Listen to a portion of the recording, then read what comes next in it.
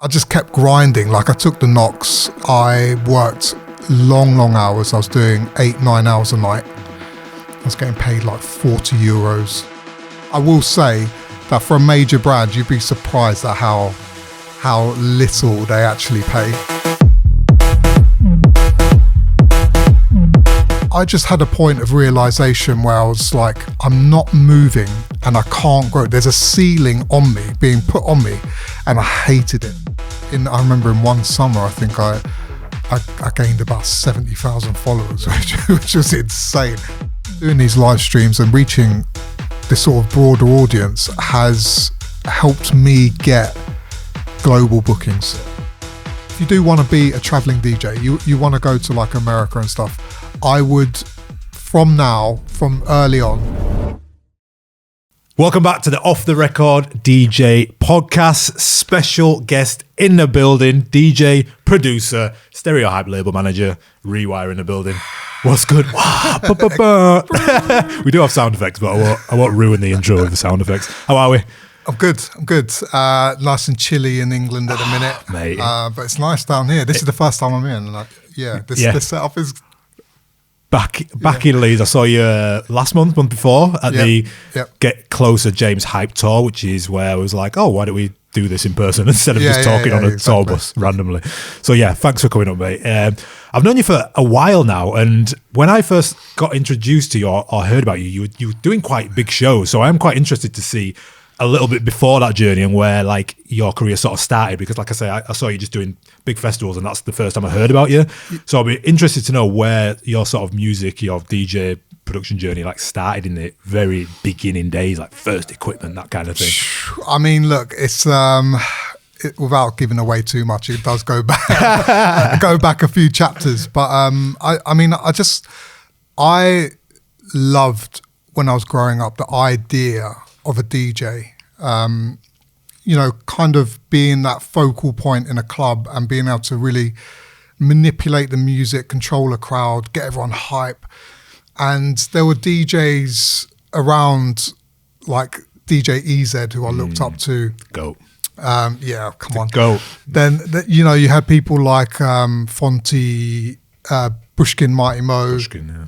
Doing absolute bits in the garage scene, and I was just like in awe of them, and I was like, okay, I'm going to get into this. And then I picked up a pair of second-hand Sound belt drive decks for like my 14th birthday or something. They were so rubbish. They were bad, but as bad as they were, I trained every day and I got good on them. And if you can play on the worst stuff, then you're setting yourself up.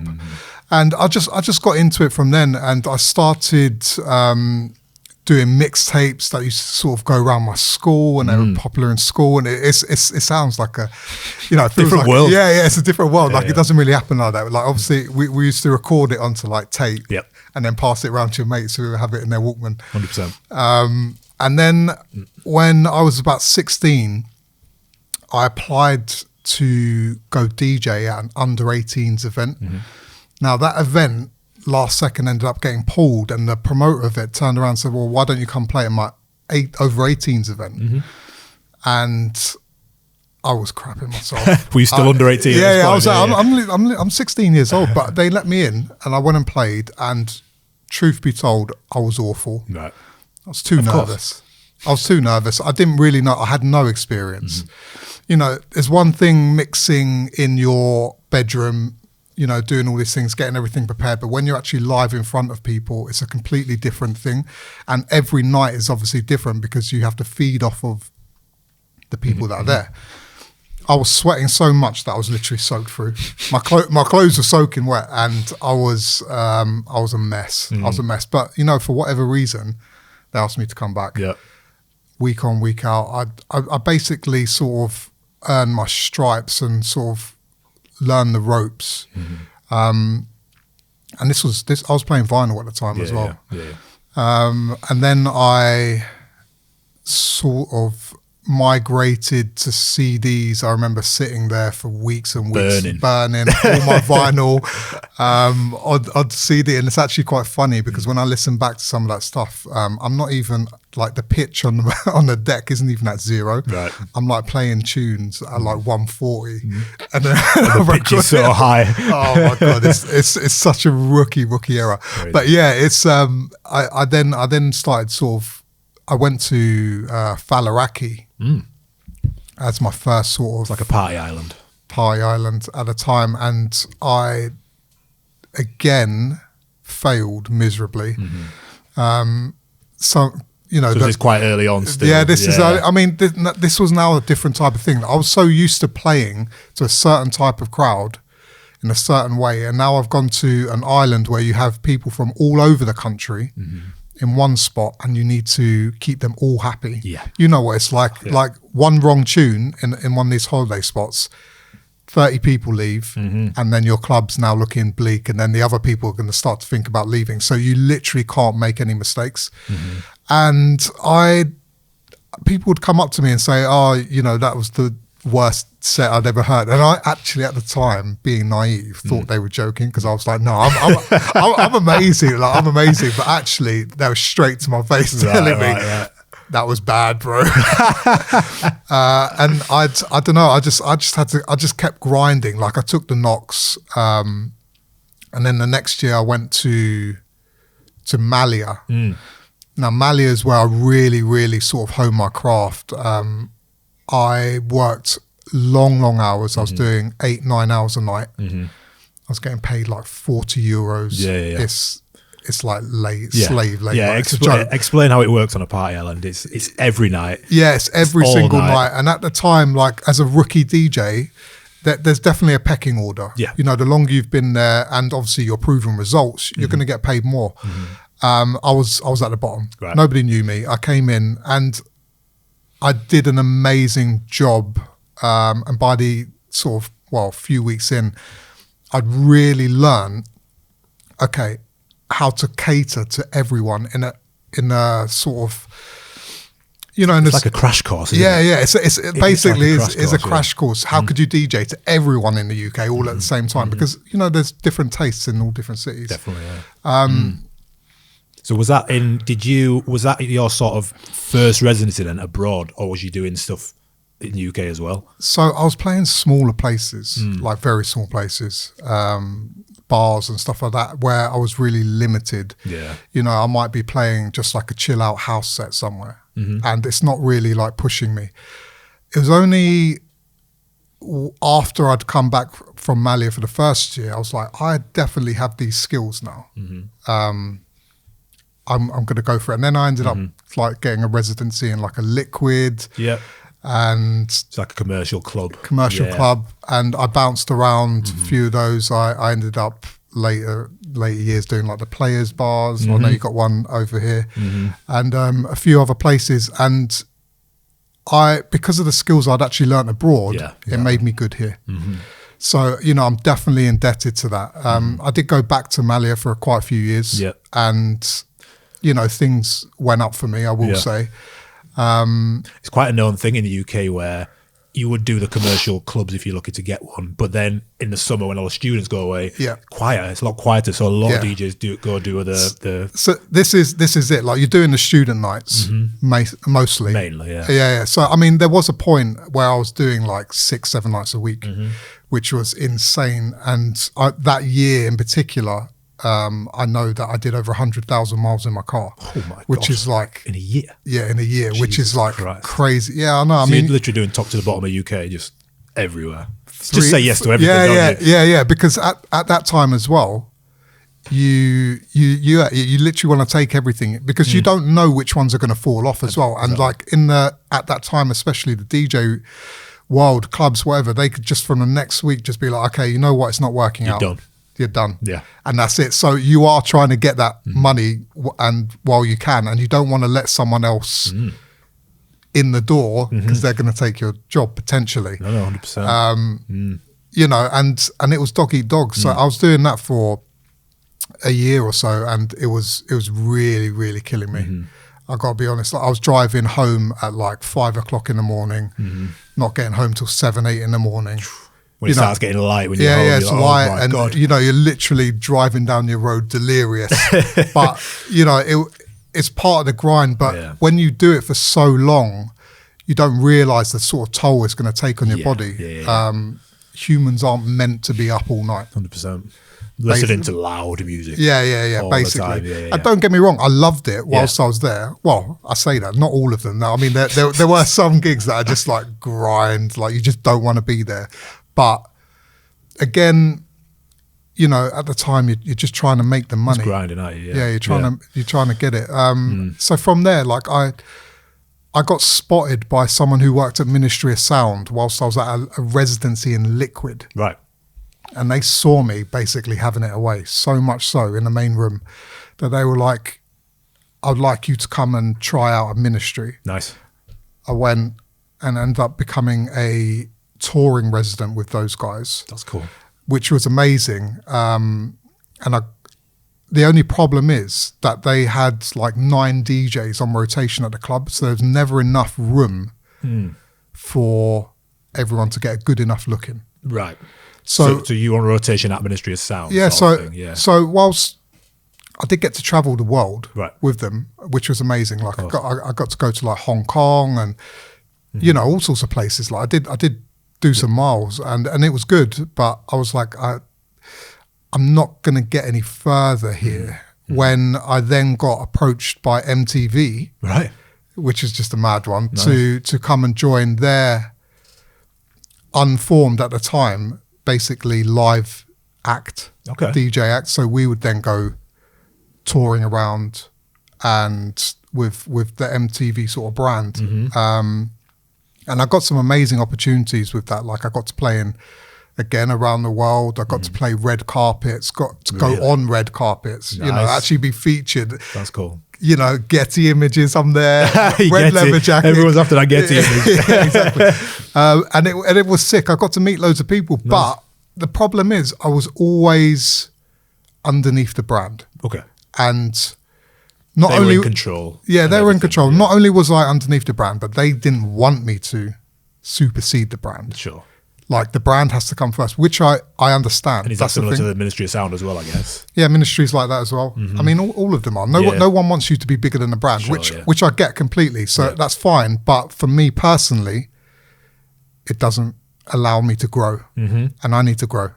So then I did, then I was like, for me to grow, I'm going to have to leave and go out on my own. And it was a big step for me. And, I did work hard. It wasn't the most comfortable, but I had a slight degree of comfort with them. Like there was money sort of coming in. Although I will say that for a major brand, you'd be surprised at how little they actually pay. Yeah. Because I guess you've got experience from, if you're working 7 nights a week on a decent club wage, you know what's out there kind of thing. It wasn't like it was your first gig and it's like, yeah, exactly. Okay. So, I mean, the whole thing originally was I thought, okay, get in with this big brand and I'll be able to go to like these new heights. But the thing is, they never actually came. And I wish in hindsight that I'd actually just invested that time into myself. Oh, really? Whilst don't get me wrong, I had some good times and I did learn some stuff and there's experiences there. But I think if I'd gone off from earlier by myself and tried to develop my own brand, it would have been more beneficial to me long run. Yeah. And it's hard to sort of do that because obviously you get this sort of carrot waved in front of you. Yeah, and you think, okay, I need a bit of money, but it's an investment. Like do what you need to do, but don't neglect to invest in yourself because ultimately one day this brand may go out of business and then you're left with nothing when the whole time you could have been investing. Yeah. And that's where you're going to see your long-term rewards, So where did that foresight come from then? Because like you say, it's quite a nice cushy gig you've got going there, good brands that you're working with. Were the people around you or other DJs or producers around that you were sort of looking at saying, oh, this is the way I want to go? Or is it just something that you just wanted to pursue internally? There wasn't many people that I could look at the time and say, right, I'm going to follow this roadmap.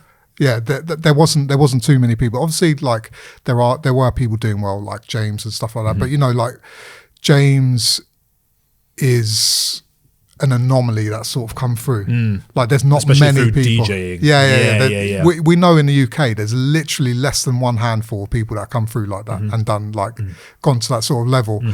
I just had a point of realization where I was like, I'm not moving and I can't grow. There's a ceiling on me being put on me, and I hated it. Yeah. Like my mind can go greater than this. And I'm being capped, and I didn't like it. Now, I wish I could say, okay, I had loads of money to fall back on, so I was going to be comfortable. But the truth is, I wasn't. I wasn't at all.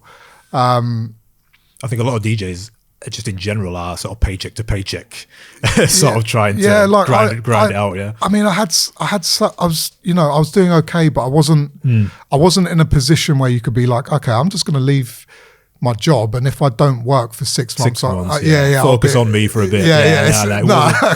Like we need that money coming in. But actually, what ended up happening was I'd already had it sort of in my mind, and then lockdown happened. Right.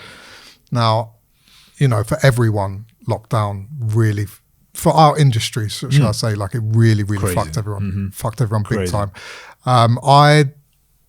I had to make some really like sort of tough decisions, and I had to work out very quickly how to try and earn money from a different route, basically. And I was just like, if I don't take the chance now because I'm already at rock bottom, basically. Yep. If I don't take the chance now to go and do something that I actually want to, you know, when I have money, you know, then it's just never going to happen when you're comfortable. You're just going to, you're literally just going to fall back into the same thing. So I was like, now's the chance. So I took, you know, my ideas and sort of went with it with both hands. And I then had a proper conversation with James about starting a label. So, you know, I approached him about, I was like, you know, let's, you know, you've got an opportunity here. Let's do this properly. Yeah, sure. And then we went for it, and it, you know, years later now, it's turned out to be quite successful. But I mean, I will say there's been like massive grind there. So when you had the conversation with James initially, was, I get obviously same time lockdown, so he's in a similar position where is he thinking about reset on my career, and it sort of led you to both be like, let's I mean, we've come from essentially the same place, just different regions. Sure, yeah. You know, like except for he's had a hit and he's done really well. But we're of a similar mindset. So when we spoke, we were like, you know, you can just came through a similar journey. You can sort of resonate with someone, and you know if you're going to get on with someone, and if you have the same kind of ideas and thoughts and whatever, and it sort of just ended up coming together like that. I'll tell you a funny story though. Go. So when we actually did the deal for on the label, like, and we were like, right, how do we? Sort of, nobody wanted to say like a percentage. Right, okay. No one wanted to say like what sort of percentage are we talking about? Okay, yeah. And we both wrote down on a piece of paper, folded it. Oh, right, that's good. Yeah, it's mad. Like Dragon's Den stuff. Right, because I had a figure in my head like where I wanted to be with this. Fair. And he had a figure of like what he wanted to sort of you know, work with, and it was so funny, right? I basically slipped it under, he slipped under, and he's open mind, and it's less than what he'd put. Right. I just grabbed it. I was like, we'll forget about deal. that one. Yeah, deal. That is so good. And then, good way to do business deals, well. Oh, mate, it was so funny, so funny. Cool. And then, that's sort of, that's how the percentage came about. That's great. I love that. I love that. I should have waited first for the sort of offer. I love that. I'd love to get a bit more in depth around. I want to come back to your DJ career and content and talk about that. But as we're talking about Stereohype, I'd love to get a bit more inside of what it is to be a label? Because did you even know what you were getting into when you're like, okay, I want to start this thing? But were you aware of how labels operate, or was it a bit of a shot in the dark? Let's do this and let's roll with it. So I knew the basics. Yeah. I'd say I hadn't practiced more than the basics. Sure. So I knew a little bit more. I know about the industry because I'm in the industry. You're in it, yeah. So it's a weird one because I have a different perspective from a conventional label manager might be someone who runs numbers, and that's their sort of focus, and they look at analytics completely. Yeah. Whereas more creative and I'm more creative. Like actually being a producer, I listen to songs differently. Sure. I also think about them in a different way. Like I think of them from a DJ's perspective. Right, how's this tune gonna land in the club? 100%. And I guess James as well. So yeah, exactly. And that's part of the reason why we sort of get on in terms of the music. If we do go, okay, we want to make a track for radio specifically, then we have a different mindset. Sure. But, ultimately what we want is tunes that we ourselves can play and then have it be a bit different as well. And it's not necessarily about doing the best numbers. We just want to be happy with the body, the products that we're putting out, and the process, and the people that we're working with as well. Yeah. I did originally, when we first started the label, I tried to do an offshoot, which is still sort of sitting there, which was Stereohype. Oh my god, I can't. Stereohype Rising. Right. Okay. That's so bad. I can't even remember. And I tried to bring through a lot of unknown artists, like really, really unknown. And love that. Whilst I still do look at unknown artists, I find it did take a lot of time and effort and money. Yeah. Which at the time we weren't in a great position to sort of early on invest that kind of time and level of money to not get a decent return. Yeah, it's interesting you say that. We've had Tool Room in here, and they have a similar sort of perspective on, I think, from an outsider or a up and coming producer. You look at a label as like somebody who's going to like propel you, whereas it's like quite the opposite. You need to be an artist with a vision that we can sort of support on the journey, as opposed to like, oh, you made a track, let us make you famous. Yeah, so that basically comes from like the major label sort of perspective and the old model where they would like invest hundreds of thousands and make an artist huge. But that's not really the world we're living in anymore. No. And actually, yeah, you're right. A label just wants to support what you're already doing and be part of that journey and help you grow. Like we want to just help you. Yeah. Yeah, and sort of get your message out there. But there's only so much a label can do. Exactly, yeah. And, whilst business isn't the first thing that I think of, it is something that I do have to think. I can't just throw money into projects and not sort of see anything back, which is why we changed our model ever so slightly 2024 to make sure we got some more James tracks out basically through the label, just so that we could bolster the other projects. Basically, yeah. So I mean, like, we're not doing it out of like favoritism, or we just want to do James or anything like that. It's just that it's a business. We want to, if you want us to be able to support you in that way, we actually need to have something. So yeah, I mean, we've done that, and the sort of model's really worked out for us. So, what is the day-to-day sort of operation like, managing a label? Is it a lot of listen to music, a lot of demos? Do you actually are you hoping people coming to you, or are you actively looking at people as well, and what do you need to find? So I will be looking for music, and I will ask particular people for music, because I know that they would suit the label, and I like what I see. Yeah. Basically, that's what it comes down to. Like sometimes people will send tunes over that from an artist that I may never heard of, and the first thing I'll do is I'll look up who they are. Yeah. And if their story or their persona doesn't really align with what we do, then unfortunately I'm going to have to pass on it. Yeah. Just because I can't get behind you. Can't take the risk. Yeah. Yeah. It's not even like financial risk. It's like could I sit you down in a room and would you get on with us all? Right. Yeah. You know, would you be part of us? Because we're definitely like a very kind of like family. Yeah. You know, business essentially. Like, you know, I don't even want to say business. We're a team of people that you know look out for each other, and that's kind of what's separated us from other labels. That it's a passion. It's a passion thing. We're not striving for money. You know, it's more of like, let's do something that we love and bring all the people that we love with us. With us, yeah. You mentioned them people there. What is the team look like? What is everyone's sort of who is there, and what are their sort of individual roles within the business? So for the label and the brand, it's basically me and James. But the label, we also lean on Club Class, which is James's management, and you know, we work.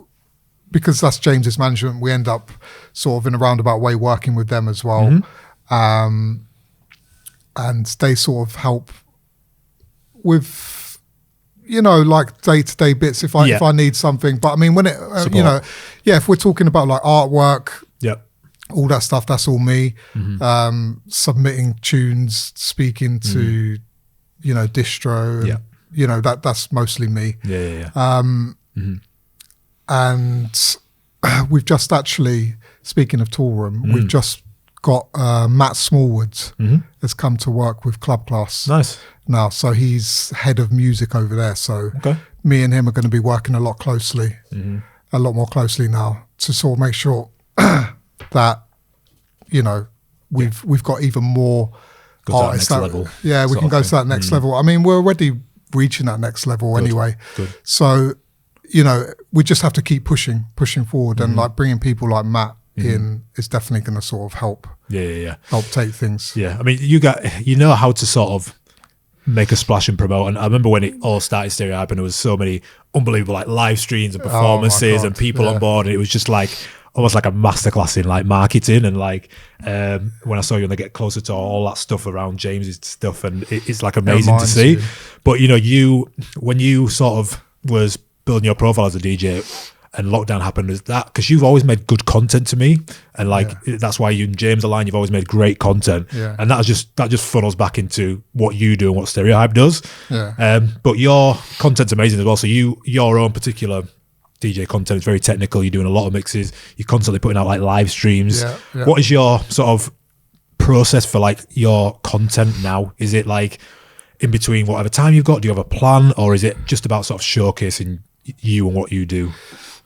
Truthfully, I wish I could do more. But I don't. You know, when you're also like a music producer, and obviously I wear a lot of different caps. Like it does take up a lot of my time. You know, when the music process, you don't know if you're going to make a tune in half an hour or 3 hours. You know, it doesn't work like that. It can, or 10 hours. You know, whatever. It can take ages. My thought now is I'm not as precious as I used to be. It meant the time and effort that I was putting into it, I've pulled back from it ever so slightly, and I've not seen like a huge drop off. So it was a slight risk, and I calculated, okay, if I just edge off it, it'll give me a bit more time to do other things, but I won't lose so much in terms of growth and stuff like that. But look, if you have the time, I would recommend, you know, doing as much as you can. Just 100%. Get yourself out there. My particular content, you know, I do the live streams. Everything's kind of twofold. You know, like I do live streams because I want to showcase new music. I also want to hone my skills. So that's my practice time to DJ. And then on a third thing, then I get to take out social media from it as well. So, you know, nothing is ever done That's threefold. But nothing's ever done like on its own. Like when I do these sort of technical videos, I want to practice because it's tough. Like to stay kind of sharp doing that stuff, you need to practice. 2, it's obviously social media. But 3, I want to sort of showcase that you can do things creative and kind of push the boat out a little bit like that. I mean, and the thing is, it is hard these days because everything is like a TikTok world. You've literally got like 1 second to catch people. And do the fans want to see these routines that you do when you go to shows and stuff? Yeah, which I mean is some of them are nearly impossible because like I've obviously thought about. Yeah, it takes so long. Thought about it, and you know, sometimes I'll be sitting there like, I don't want to knock any brands, but my particular CDJs aren't. They're really annoying, put it that way. Yeah, James said the same thing. They're really annoying. So like, I might have to do a video literally like 20 times. Yeah, and the worst thing is like it's just on the basic stuff, and it's really frustrating. But like it's just something you got to go through. But I like to do it because I mean like I want to have fun with it as well. That's the other thing. Like I wouldn't do it. It's not just labor. You know, I want to have fun. 100%, I want to do, and I want to do something that also pushes me, because some of the videos, like these little routines, they're really hard. Really hard. Really hard. I watched it. I'm like, that took him loads of time. It's hard. It's hard to do. But you know, you don't. It's rewarding though. There's reward that you get to the end. You've done it, and you're just like, yes, you know, I nailed that one. And plus, there's a bit of a barrier to entry, right? Like, not everybody can do that, which is like a unique selling point of your skills, which is like, and even if people can do it, they're not going to put in the time and do 50 takes of it and that kind of thing. Which is like when you get to that breakthrough. Well, I mean, this is the thing. Like, and I will say that luckily sometimes I literally can do it in one, but it's. There was a point prior to lockdown where I didn't put things on social media. What I put on social media was only gigs, like big sort of hands up moments and all that. And yeah, that's cool. But you know what? Everyone can get that. And I didn't really, it's not really representing me. Right. Yeah. I mean, I might have just been playing the #1 Beatport hit at the time, and everyone's gone crazy for it. But like I said, anyone could do that. Yeah. So I wanted to sort of start showcasing actually my skills, what I could do, and I was really reluctant because I was actually scared that people were going to copy me and then make me as their own, and then make me redundant basically. But you know, there's, even if someone did copy me, that just pushes me then to go the next step, do one even better, and it will just keep driving you forward, because you know what, the worst thing you can do is just settle, stay in the same place and not push yourself. You need to be pushing all the time, and nobody is going to do that for you. It's you that needs to do that. So yeah, I mean, I ended up putting out stuff. It resonated with people. Definitely. And sort of I remember in one summer, I think I gained about 70,000 followers, which was insane. I mean, I will say that the growth has obviously slowed down now, but like, it's definitely put me up to another level where, you know, even if you don't know me, you can't say that I can't do this shit, because I'm actually doing it. 100%. And I've put it out there for the world to see. I mean, there's all that people will always say, oh yeah, I could do that. I could do that. Okay. Prove it. Yeah.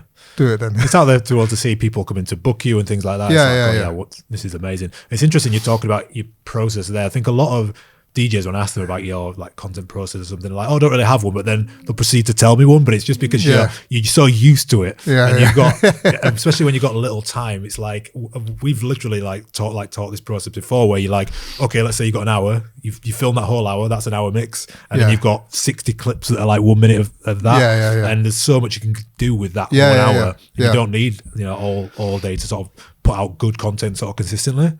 I think when you start to get really busy. Like I mean, I wish I could go back 10, 15 years and be in a luxury where you've got like all day. Yeah, we say it all the time. You've got all day. We do it all the time. It's not like that. Like people have families now, you know, and obviously like I wear a lot of different sort of hats, and you have to sort of look at each thing you do and make sure that, like I said, you're not just doing that one thing. You are getting like multiple benefits out of that, like being able to cut videos, and then you can use that for the week. For example, you just have to really sort of make the most of everything, and you know what? I'll be honest with you. Like I did for a long time. I slept very few hours. I'll be honest. In the start, I've now sort of reined back from that because I've realised. You need it. It helps. Yeah, you need it because like you can't stay focused properly. Your health just deteriorates. I mean, basically, what ended up happening to me is that I was just constantly ill. Yeah, I would catch everything, and you know, once you're ill, then it obviously affects everything. For a week. Yeah, exactly. So I had to say, okay, look, I need to do a couple less hours, get 2 more hours sleep, 1 hour extra sleep maybe, and just that difference. You know, just finding the right balance. And everyone's different, but you need to find your balance to make it right for you. And the other thing is, I don't worry when I was younger, I used to. I don't worry about the hours I see other people putting in. You know, someone might be lying. Yeah, exactly. Anyway. Instagram's not real. Instagram's not real. I work off what I'm capable of doing. Focus on yourself, I'm literally on my own path. I do my own sort of thing. And I think everyone, you know, when you get to a certain age, you realise, and then you get that mindset, and that's like the light on moment. 100%. You're not chasing anymore. You're more in control of what you're doing. And once you get that control, then you can really focus and sort of target what you want. When you do have that moment of focus, you realise that what you was doing before wasn't working anyway, right? Exactly. When you're doing 7 nights a week or touring with brands, you think you're superhuman. You're getting in at 6, you're getting up, you go and you party the next day, and then it's a cycle, and all of a sudden you're like, wait, this can't go on. Yeah. So when you're traveling around a lot and doing the late nights, and sometimes it might be in your local city, so you'll end up having a drink and stuff like that, but you don't realise the long-term toll that's going to take on your body. I'm definitely, like I said, I'm very aware of my health now, and I really focus on that, and you know, I'm hitting the gym every day pretty much. Nice. And you know what, it really, really helps with your clarity. It helps, you know, physically. Physically, you know, you just to stay up late and or to do it, go somewhere, travel all day, and then go do a set at like 2 o'clock in the morning. And then do like 20,000 steps during that set. You know, you need to be pretty like healthy. I know people take it for granted, like, but it's intense. Like, especially when you're a DJ like myself or someone like James or whatever. High energy, and people want to see that high energy, so you need to give it.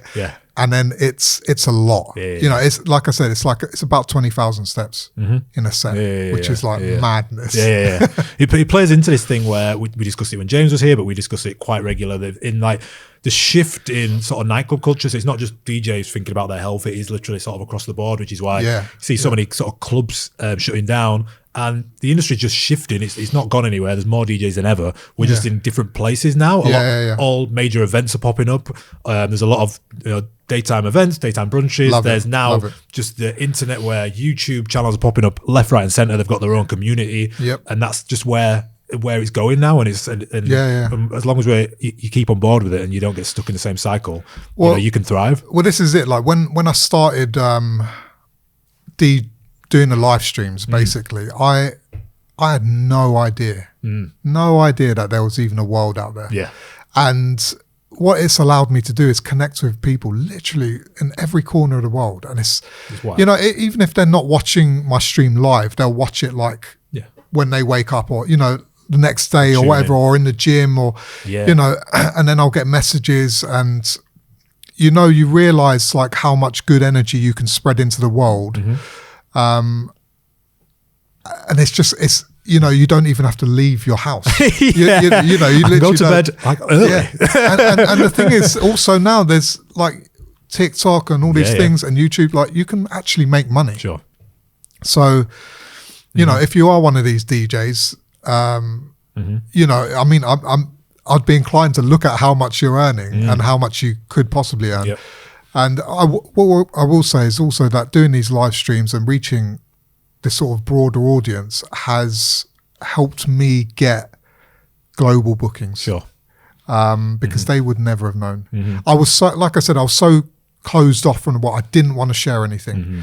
And you just got to let that go. You have to let it go. Like put your foot forward, get yourself out there, and it will sort of open the world to you. And what you touched on as well, like I love this fact that there's like now day raves and not even raves, like day parties, you know, like I don't see why anything should be capped at, you know, 12 till 4 or whatever, you know, like what's that about? What's that about? There's so many hours in a day and not everyone wants to go out that late. 100%, yeah. You know, especially now they're changing. Yeah. People become more health conscious, etc. Yeah, exactly. Yeah. You know, like I still want to go and have a party, listen to good music, but I actually want to be able to get up to go to the gym.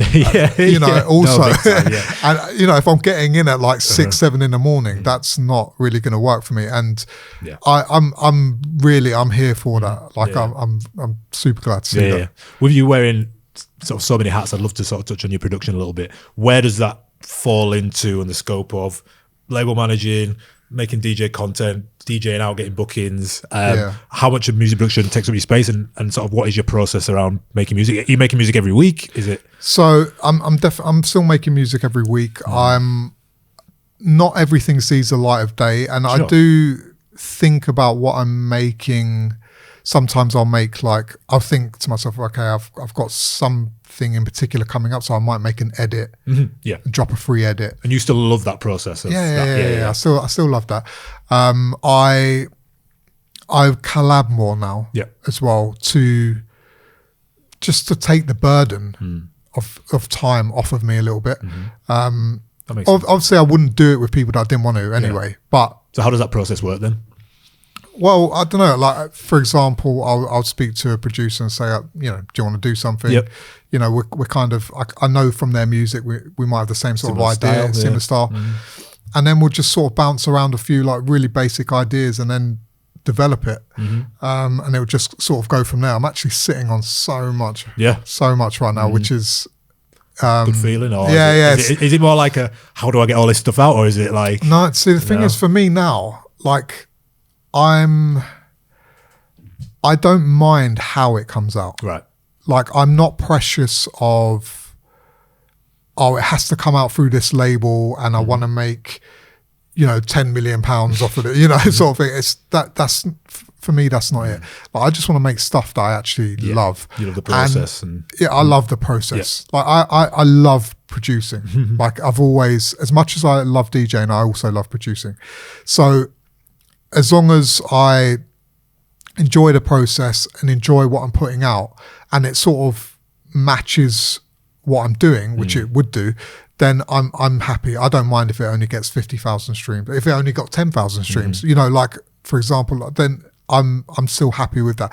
Then you know, because what actually happens is people think, I only got like 50,000 plays on this thing. And I'm like, you know what? If you put... Do you know how many people lies? Yeah, if you put 50,000 people into a stadium, it's packed. It's insane, yeah. So like, you can't think of it as nothing. Or you could say, you know what? There's 5,000 people that have played my tune. Yeah.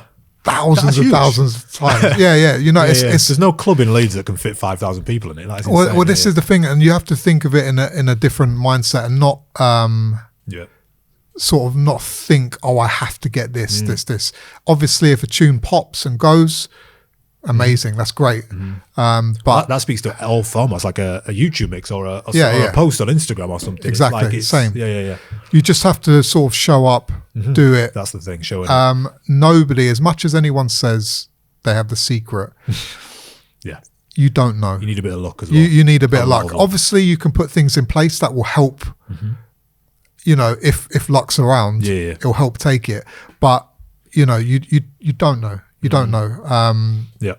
Like I put a post up on my Instagram a little while ago, and I didn't really think it was anything special, and then I got like 4,500 people like follow me off the back of it. And I was just like, whoa. Yeah. You know, you just don't know. It's a bit like a tune. You think you made the best song ever, you put it out, nothing, and then you'll put a random tune out that you've had for months, and it's like, that's blowing up. Yeah, exactly. And it's definitely, there's so many factors like timing and stuff like that. So I try to control, like what I said, like what I can do, but anything outside of that, I kind of let go and don't get stressed about it. Because there's some tunes that I've made in like 30 minutes that have done much better.